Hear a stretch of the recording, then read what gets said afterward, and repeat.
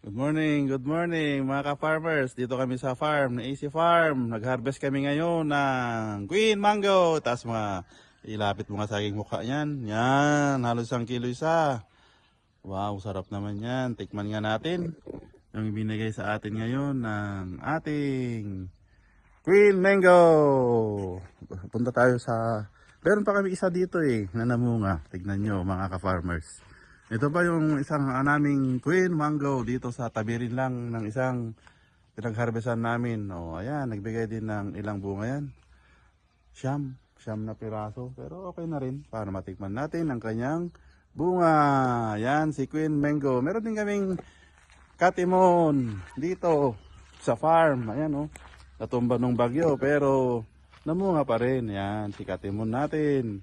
Di pa pwede kasi maliliit pa si katimon. Yan ang ating katimon, ka-farmers. Ayan Yan. Kung gusto nyo pang sundan ako ulit, punta pa tayo sa ibang mga tanim namin dito sa aming munting farm. Ayan.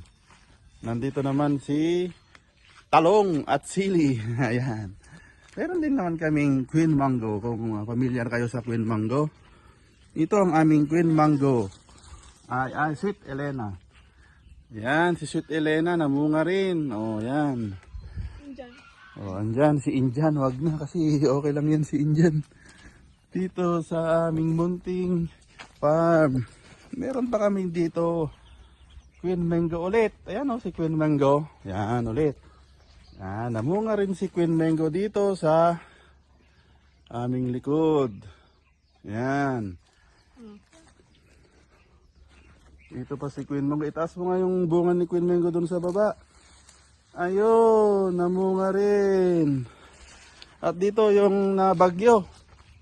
Dito tayo yung natumba ng Queen Mango natin.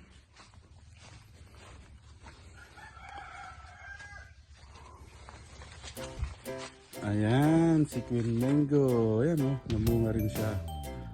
Saan na? Hindi na makita. Makita nyo ba? Ayan. Dito sa ilalim. Nandun sila.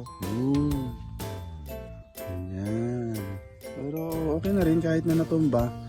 Alagain pa rin natin siya kasi nagbibigay siya ng matamis, malalaki, at saganang bunga. Thank you. See you next time.